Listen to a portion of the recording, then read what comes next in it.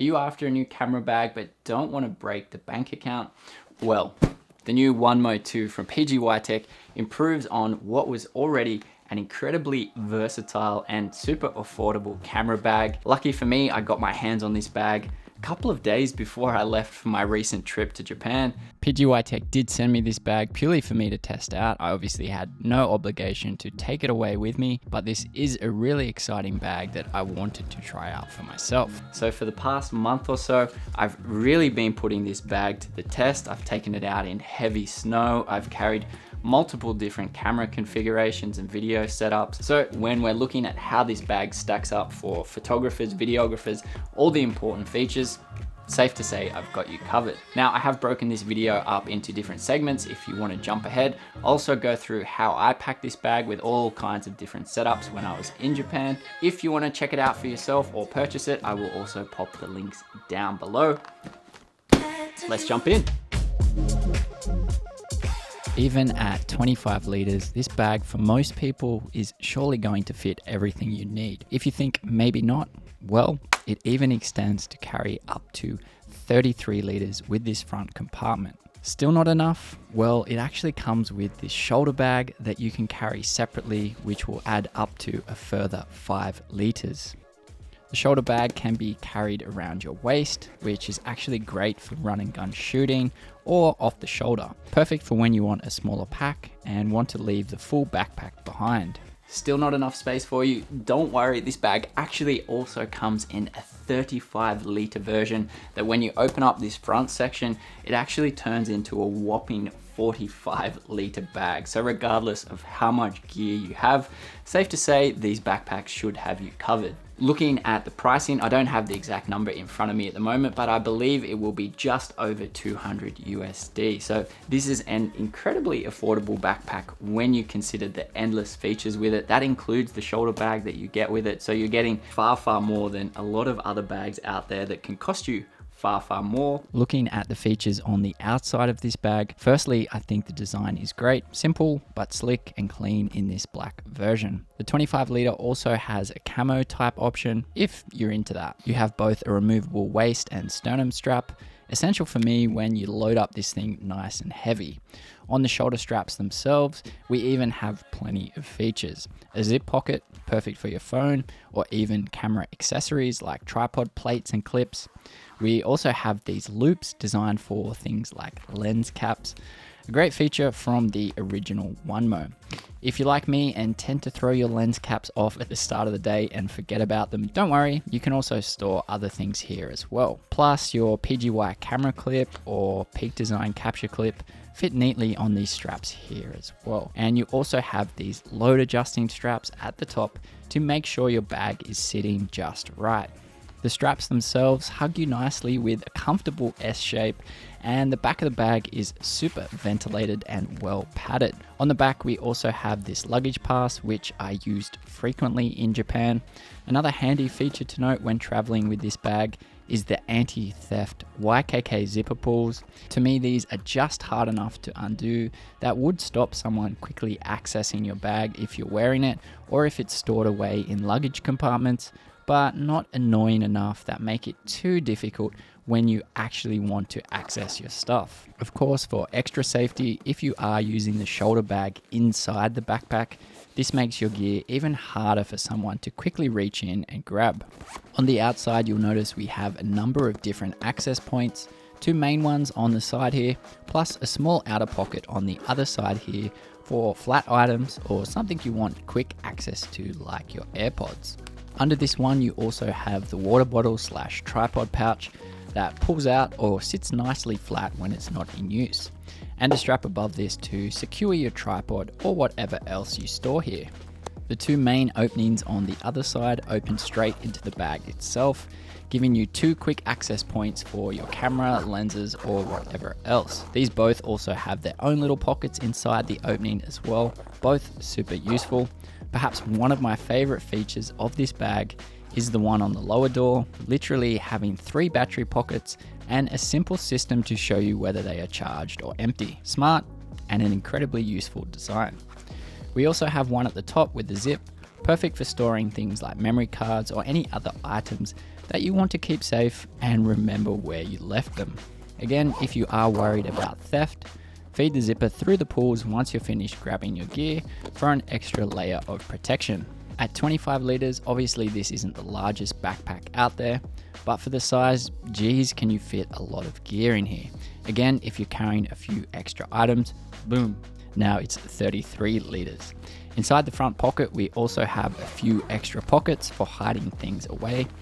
Personally, I only recommend fully loading this pocket up temporarily unless you want to look a bit like a turtle, but it is super useful when you need it. Catching the Shinkansen bullet train away for a few nights, not taking my suitcase, it was actually perfect to load up with for extra clothing, then unload it as soon as I got to our accommodation. Of course, this is also designed to perfectly fit a gimbal. The outside material actually feels pretty rugged and seems pretty scratch resistant as well. It is PU coated and totally splash proof, including all the zips. I tested this in some pretty crazy snowfall and it did the job perfectly without any moisture seeping in. Even the smaller pockets here are sealed for water. It also has this thicker textured material on the bottom of the bag to really protect it when you throw it down on the ground. But if you do plan on getting super wet, it does also come with a rain cover as well, which despite taking it out in both rain and snow, I haven't had to use as yet. I would say overall the quality actually feels super premium for the price. I wouldn't say I'm the most careful with my camera bags, throwing it around Japan now for an entire month and it still looks brand new to me. I was constantly laying it down on the ground, on the side of the street, dirt, snow, wherever I needed to open it. So the materials really have stood up so far. All right, let's open up this bad boy and show you exactly what's inside. Well, at the moment, literally nothing. To fully show you how this bag looks inside. Again, with the green inside, I'm actually a big fan of this. The whole inside here is totally configurable and can be moved around with dividers however you like, with or without the shoulder bag inside. On the inside, you'll also find the laptop sleeve. This version actually has two pockets here with a padded divider. Perfect if you're carrying a laptop and tablet. Or for me, this second one is perfect for anything like postcards or paper that I wanted to keep nice and flat, that wouldn't get crushed every time I put my laptop in. It's also neatly raised off the ground to protect your laptop further. Before I fill her up and show you exactly what I fit in this bag, I should also mention this little AirTag pocket. Man, this bag really has thought of everything. All right, gear time. I'm going to show you exactly what I carry in this bag and how I set it up. For me, this can change day by day depending on what I'm carrying and what I'm shooting. So I'll show you a couple of different configurations. Hopefully at least one or two should fit your own camera needs. So firstly, I mostly use the shoulder bag to keep my drone in. Perfect to either sit separately in the car on road trips or leave at the hotel when I was in Tokyo and clearly wouldn't be droning. You can still fit quite a bit of gear up the top here. My usual setup, I actually left the shoulder bag out and I left this bottom section for my main camera, the Canon R5, even leaving enough space down the bottom to fully fit my vlog setup without having to take off the mic. This feature in a bag to me has become super useful, saving heaps of time and energy. This is how my bag looked most days while traveling in Japan. Carrying a wide angle zoom lens, a 50mm lens and a 100 to 400mm lens, a second camera which was sometimes a film camera or sometimes a Fuji X Pro 3. More vids on that one soon. Of course, you can rearrange and configure this bag however you like, even keep the top section for non-camera gear or whatever suits. Another layout here is how I had to pack this thing when flying, which is usually when my bag is full to the brim. I removed the batteries from my drone and put the drone inside the shoulder bag, which was inside my suitcase, then loaded up my bag with everything else. Lastly, if you do want to keep your tripod inside the bag for whatever reason to keep the outside of the bag more streamlined, actually fit my Ulanzi travel tripod perfectly as well. Last but not least, for those days I was out all day but still wanted to carry the drone without carrying the separate shoulder bag, no worries, here's that setup as well. Consisting of 2 bodies, 4 lenses, a large mic, drone and 3 batteries and the RC controller. But if you are even more of a gear lord than me, then maybe the 35 liter will tickle your fancy. I guess I should touch on some downsides. Now, when I came to scripting this video, it was actually a bit of a challenge to even come up with downsides because, especially for the price, this bag really doesn't have negatives. For me, the only one I could think of, and this really might not apply to you, is the overall comfort. Now, when I say comfort, I am comparing it to more your hiking bags, which this is not really designed for. It's more of an everyday carry bag. Of course, you can still use it for hiking. You've got the waist strap and the sternum strap, which is great. For me, being a bit taller, I did find when I really load up this bag, I like to use the waist strap because it is quite short. When I pull it up nice and tight and nice and high on my back, the waist strap actually sits far too high. So that's the only downside for me. I think you will only have this same problem if you fit these category. You want to use the waist strap, you carry a heavy bag, and you have quite a long torso like me.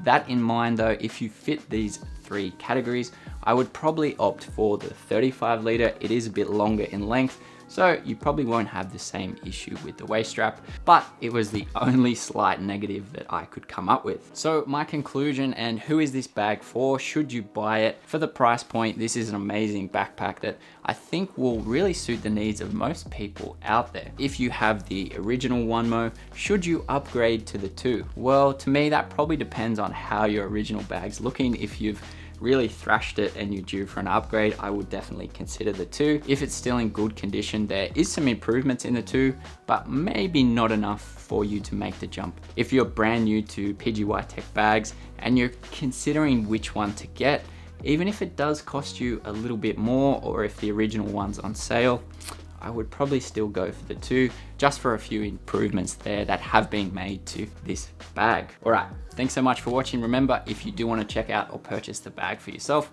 I've got some links down below. Keep on creating, keep on growing, my friends. I will catch you in the next one. Bye for now.